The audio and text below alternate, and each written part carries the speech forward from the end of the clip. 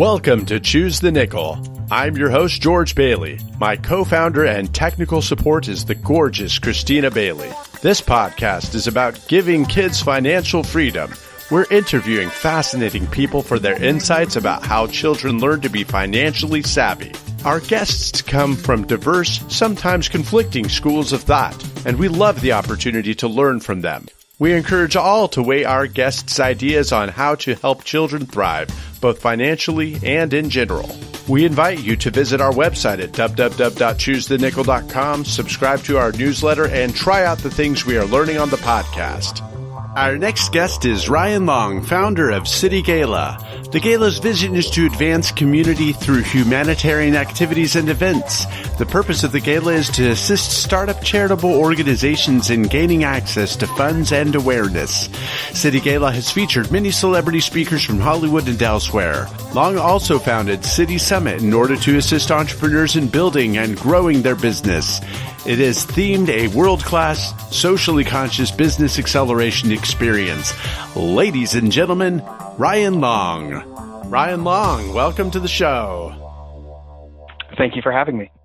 So Ryan, one of the things I learned about you that was very exciting is that you have this event called the City Gala. And if I understand it correctly, this event is an opportunity for various nonprofit organizations to come together and to raise money. This is a place where a lot of Hollywood celebrities gather to be able to look at these causes and to find out where they're going to put their money. Tell me a little bit more about that and why you enjoy doing this so much. The gala is one of those things where I took a look at my entire life, and because I grew up in poverty, because I was born out of wedlock, because we moved from town to town, and I experienced a lot of different things in my childhood that would fall under abuse and neglect, and then ultimately having adversity thrown at me. You take from your childhood, when you get to a certain age, you say to yourself, well, what can I do to help people that are in the same circumstances that I came out of? And that's really why I started getting involved in fundraisers for charitable purposes. I believe in the humanitarian work that we do, and these galas are a phenomenal way to help a lot of other people give back. That's great. And to think that you get to kind of combine that good work together with getting together with all of these stars, that can be very exciting. Have you ever had a time when you were totally starstruck? You know, it's interesting. Yes, I have. And it was not for anyone that I've had at my own events. So we've had a lot of iconic celebrity stars that have come out, and it's just been fantastic that they're so supportive. But the heroes and the people that really, really helped me gain clarity over my life are the authors of some of the great books that you and I have probably read. Yeah. Books like Think and Grow Rich, or You Were Born Rich by Bob Proctor, or Success Principles by Jack Canfield. And there was this interesting thing where a buddy of mine, his name is Greg Reed, he and I were having a lunch, and I had Sir Richard Branson coming out to one of our galas to help us raise money. And Greg knew that I had Branson coming out, and so we were talking about different people and things of the nature of what has led us to our success. And so he asked me some of my favorite authors and books that I've read. And he stopped me at Bob Proctor. He said, "Would you like to meet him?" And I said, well, heck yeah. You know, that's my hero. I'd love to meet Bob Proctor. And so I flew out to Vegas the following week to an event that it was at CEO Space, an event out in Las Vegas. And Greg comes out, meets me, takes me right backstage, right up front to Bob Proctor. And I should have probably had something prepared to say to Bob, but all I could say was, "Hi, Bob. I'm your biggest fan." That's so typical. You know? I'm your biggest fan, Ryan. I was frozen. Man. I was frozen, deer in the headlights. Okay. So that's awesome. How have you held it together with other people? I know that you've met with and talked with Matthew McConaughey, Ashton Kutcher. Like, what's kind of the way that you get yourself to like, okay, I'm not going to make a goofball of myself when you're in that situation? Well, I think with those guys, where they've agreed to come to our event and we've advertised that they're coming, and they're such great humanitarians. For example, Matthew McConaughey has the Just Keep Living Foundation. Yeah. And he really, really wants to help kids at a high school age. develop themselves with mentorship programs and education programs and health and wellness programs. And then with Ashton Kutcher, his combat against human sex trafficking, it's epic.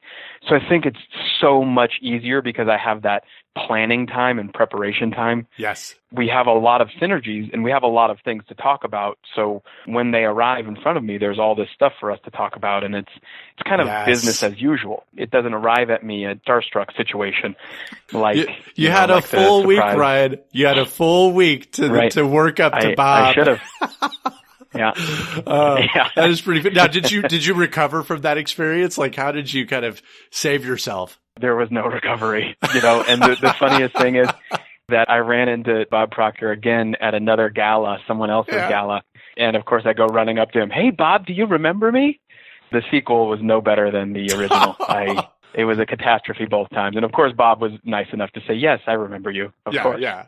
Well, a word for the wise that you never started with "I'm your greatest fan." Oh, that's great. That's great. So in all of the planning that you've been doing for these galas, because you've been doing a great job, the friends that I have who've been there, Mike Poley and a couple other people, Michelle Malo, they have spoken really highly of your planning skills, of your heart. What is the worst thing that can go wrong during that type of an event? And has it ever happened? The answer to the second question, yes. All of the worst things that can go wrong will come about, and those are our greatest teachers. I've had bad press. I've endured the venue, getting in debates with the venues about the amount of people coming in that were unplanned, and so they shut the door on people, and we've had chargeback. Anything that you can imagine go wrong has gone wrong. Yeah. From public relations to microphones going out to, name a thing. But the overall recovery to that is for me, myself, to remember that we're doing this for a good reason. The intention is so good behind it that, okay, fine. Some microphones went out. Okay, fine. We had to endure some lessons that were really, really hard and tough to deal with. But the overarching goal is the mission, the vision, and that is to help eradicate poverty. That is to help end human sex slavery. When all is said and done and I remember those things, it really, really helps me kind of get back in there, look at the lessons that I've taken, and rework everything so that those things don't happen again and come back bigger and better the next time. That's great.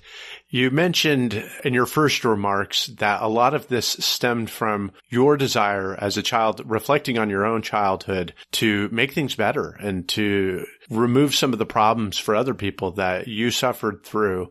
During your childhood, did you ever exhibit this ability to be able to organize and put together and create a fun event?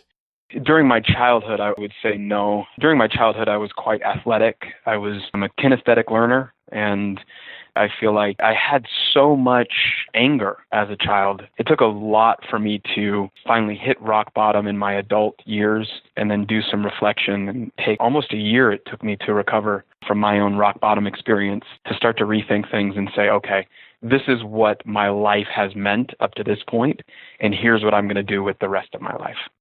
Tell us about that rock bottom experience and how you got over that.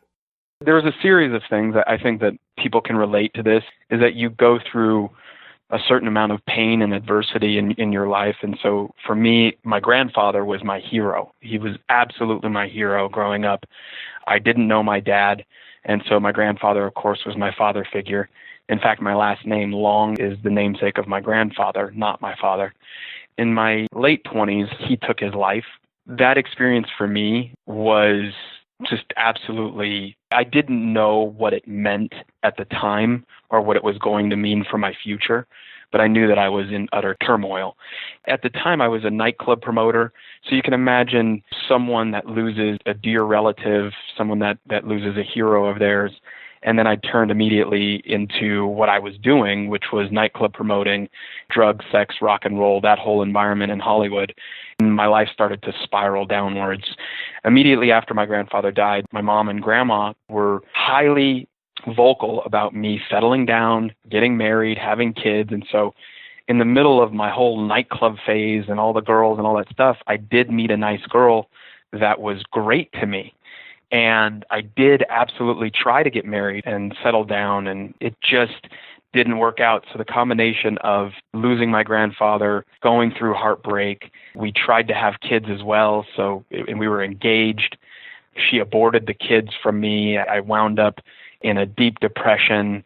I basically sat on a couch for a year, got fat, which anybody that knows me that knows that that's not me. I have to say like that's that. actually very surprising because, I've seen you in person, and it's not just that, but you were athletic growing up. So that's very surprising. So I wound up, of course, when you lay on a couch and all you do is eat and watch TV, you go broke. And so the combination of all of that led me to move into my grandma's house. And in the very bedroom that my grandfather took his life is where I started to read personal development and self-help books. Call it poetic or destiny, but I had the most amount of reflection and I gained the most amount of clarity from ultimately going through that, getting back in shape, reading, taking the time to meditate, taking the time for myself, actually taking the time to visualize what I wanted for my future. It was so clear to me from that rock bottom experience when I had nothing. It was so clear to me, you know what? I'm going to use all of my resources for the greater good. I'm done with the nightclub industry. I'm done with things that are superficial and don't have any meaning.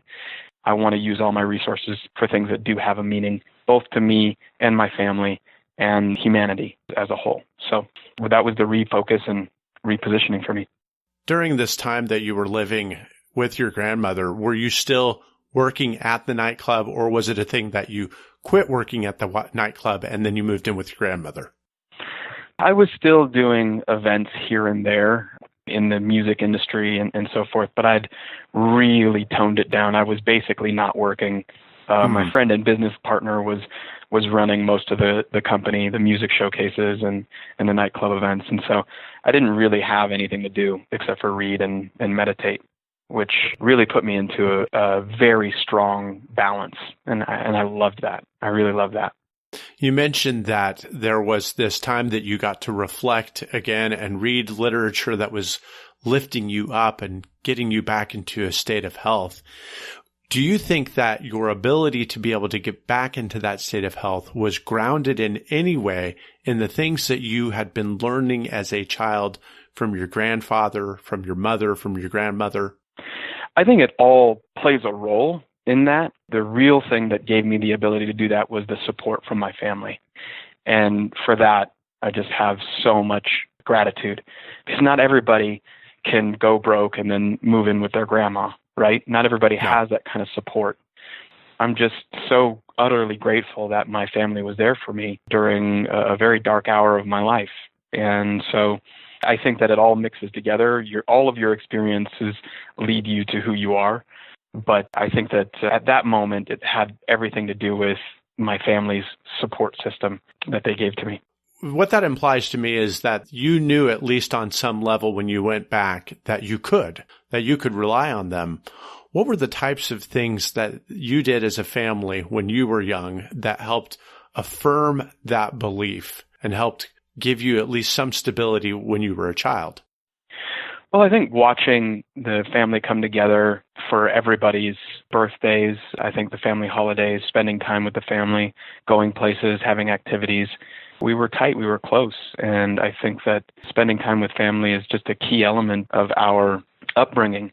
And we shouldn't ignore that. I think anybody with children can agree that those formative years as you're coming up, the things that you learn about what causes you pain and what gives you pleasure, those are the things that ultimately form your viewpoint of the world and have a large part of what it is you do. What you do with your life is formed in great percentage by a reflection of your childhood. You talk about birthday parties and other celebrations. What were your favorite parties, both in general, but also specifically? Do you have I remember hitting a piñata one time or any of those types of memories?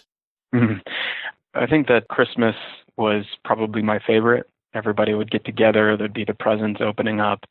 We would always eat first, which was like suffering for us kids, right? Because me and all my cousins and my brother and my sister, we just wanted to open those presents. And then, of course, we had to wait for everybody to finish dinner. And then everybody would finish dinner. And then Grandma would say, almost ceremoniously, wait, we have to wait. I have to go put my lipstick on, because she knew that there would be photos. So we'd have to wait for Grandma to get her hair and lipstick and all that kind of stuff going on. And then we'd gather in the den and rip apart our presents. Granddad would pass them out to us, and we'd rip apart our presents. And it was just the coolest, most wonderful feeling to have the whole entire family around giving each other gifts. And the energy was just so pure and clean and wonderful.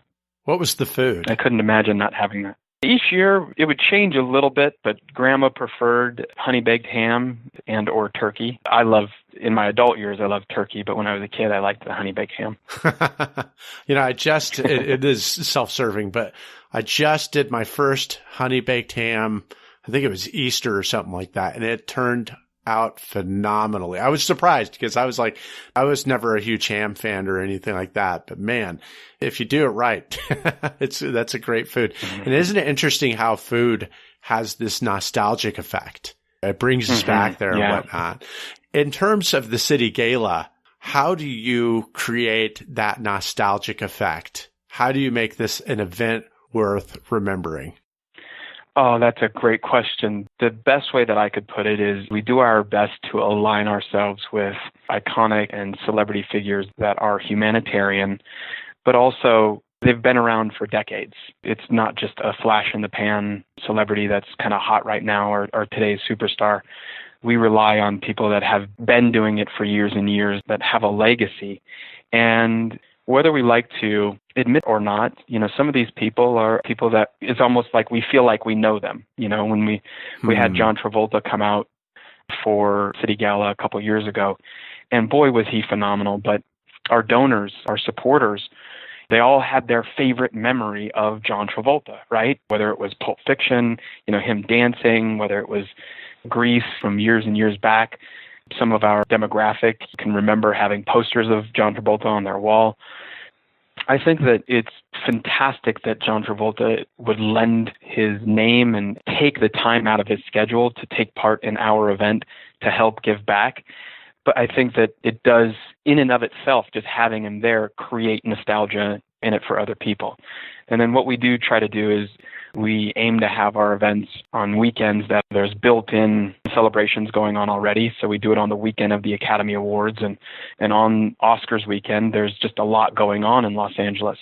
And so there's this experience that you get of it all. So I don't know if people get nostalgia just by City Gala because it's coming up, it's only in its fourth year. But if they do, then that's fantastic. It's phenomenal. It's helpful to have such wonderful people and influential people be involved. And certainly it's a great example for the rest of us to watch people who have prospered give what they are able to give to a good cause. I like that type of a feeling. I think that that's very positive. It really is. Going back again to your childhood, I want to learn a little bit more about you in terms of your fearlessness. Would you say that you were a fearless child? No. When I was a child, I had a lot of fear, and I think a lot of it had to do with, there were multiple things. I think that my mom had some fears because we were in so much poverty. She was a single mom. There was always this fear of not being able to keep the lights on and not being able to put food on the table, and sort of a poverty mindset, if you will. Yeah. And then when I was 5 years old, I met my dad for the first time, and I was all excited to meet my dad for the first time and all this stuff. And he picked me up from my mom's apartment and took me to his place, and he was very, very physically abusive to me, very much so. He beat me until I bled. And so that experience from 5 years old led to more fear, more doubt. Anybody could tell you that an abused child is going to then hold a lot of anger and hold a lot of hatred and a protection type of thing. For me, it was, at least, I can't speak for everybody, but for me, it was, I would say, no, I had a lot of fear. It took me a long time to get myself to a place of balance again and understanding why I was such a pain for my mom. But what's so striking about that, though, Ryan, is that later on, you are now interacting with people that I think a lot of people would be really intimidated up against, but you were able to do it. What was the turning point? What are some of the things that allowed you to be able to say, I'm going to contact and reach out to celebrities. I'm going to ask them to sacrifice their time so that they can come to my banquet. Where was that rooted? Well, I think that the start of it all was when I was working as a nightclub promoter. And so I was a promoter already, and I saw the reaction between when we had an event, just a regular nightclub experience, as opposed to, when we had someone like a Snoop Dogg. Snoop Dogg would come out and be the DJ, and our sales would spike, the excitement would spike. I saw the reactions in other people as they would see Snoop Dogg walking in, and I started to get familiar with what it was like to be around some of these celebrities. That led me to say, in later years, when I wanted to do things that had a lot more meaning than just a nightclub experience, that led me to say, okay, well, if celebrities will come out for something so superficial as a nightclub party, then why wouldn't they want to come out? And you hear them on the news all the time. You see them on social media all the time talking about things that they're very, very passionate about. And so I think it was a natural segue for me to say, okay, if they'll come out to a nightclub thing, then they'll definitely come out to a gala to help us, because it feeds their soul to give back. What was it like that first time when you made a big ask of one of these celebrities? It was tough. There was a lot of just doubt. I wanted to do it, and I got enough courage and ambition to do it, but I didn't know how I was going to do it. So I just kept believing that it was going to happen and it would all come together. And ultimately, it was Puff Daddy that did the first first ever Puff Daddy event. He said yes, and he came out, and it was really something that I had been dreaming about. And did you call him on the phone, or you write him a letter? How did you actually make the ask? Oh boy, I got a hold of his manager and agent, and I asked them, and they sent over an agreement, and I signed it, and we got going. Wow. So really, it was the fear of dealing with the gatekeeper in a way, but even that can be really intimidating. You never know. These people have so much more experience than I did at the time, and not being familiar, it's just going into the unknown, right? Not being familiar with how it works and all of the things that need to come together, not really having a mentor or someone to guide me through the entire experience. It was just kind of me stepping out and saying, you know what, I want something bigger and something more, and let me see what I can do here in order to make this dream come true. At that point, now having developed this ability to make these types of requests, is there anybody that's just too big? No. Amen. That's awesome. I wanted to hear that. I'll admit, I knew where that was going. So very impressive. Now, as a child, how did you learn about money and business? Because it seems to me that you were at least pretty savvy growing up. I had heard you tell a story once about how your friends had identified that you were really good at sales, and they were the ones who got you to organize these parties and whatnot. What were some of the things that you were doing when you were young that helped you develop that talent? Well, the first thing I think when I was young is baseball. And in baseball, what you learn how to do is cope with failure. And the striking out, not being able to hit a home run every single time, those are things that translate into your life, period. Whether it's business or personal, you learn a little bit of humility. You learn how to handle rejection, how to handle the word no. Those are things, the way that you respond to those things, ultimately it has everything to do with how you are in life. And people love to say, it's just business. It's not, don't take it personally. It's just business. The truth is that business is personal. That's what it is. And how you overcome adversity, how you view challenges that are coming your way, for me, it has everything to do with baseball, learning how to be disciplined, learning how to strike out and come back, learning the right type of mentality, looking at, I'm not a real big guy, you know that, looking at a pitcher on the mound that's 6'5", and I'm a foot shorter than him, throwing the ball 95 miles an hour, and I'm saying, come on, bring it. That's a challenge. And I think that translates into the business environment. So if I were speaking to other parents about their children, or if I was speaking to a child himself, I would say that athletics or anything that you can go out there, put yourself in a position where you might not be successful every single time. It's good for you. It's totally good for you. Learn how to strike out, learn how to come back, learn the humility, learn the discipline. Yeah.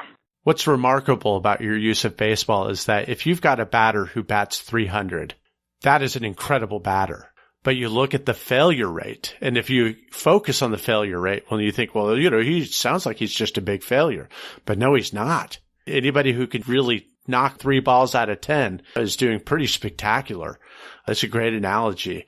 I've got one last question for you, and that is, outside of what you're doing with your own work, outside of your own projects, what has been your favorite nonprofit to promote? Oh, that's really tough. I am going to abstain from answering that one specifically because that's almost like choosing between your favorite children. You know, I do that all the time. Don't worry, I do that all the time. Just don't tell them that, okay? No, I hear you. I hear you. I totally jest. But tell me what you can. Tell me what you can about a little bit more, and you have said some about what drives you philanthropically. If we really look at it, humanitarian work is a selfish act for me. It is me identifying something in myself that absolutely needs to happen, and that is my lifestyle. I think of it as me serving my own soul. As long as it's something that advances community, helps people, and doesn't exclude people. So there are, I could tell you this, there are projects that I would turn away, not because they're not wonderful, but just because they segregate the population. So anything to do with something that's a racial segregation, a gender segregation, a religious segregation, those are humanitarian projects that I will not do. Anything that serves humanity as a whole, I'm happy to support. That's great. Ryan, I've really enjoyed your stories, and I particularly appreciate just the openness with which you've told them. I think that it's good for parents out there to hear about some of the challenges that are happening out there, and for kids to have that encouragement that you can grow up in a pretty broken place and still come out of it with some really beautiful ideas and beautiful things to do, a beautiful mission. So I wish you and all the other folks at City Gala the best of luck, and I thank you for being on the program. No doubt about it. Thank you so much. Thank you for this time today. I've enjoyed it. Everybody else, thank you for listening. We hope you enjoyed the interview and found useful ideas about things you can do with your kids. Be sure to check the show notes at www.choosethenickel.com for links to names, books, and other resources we discussed in today's show. Also, please subscribe to our newsletter and visit our contact page where you can give us feedback.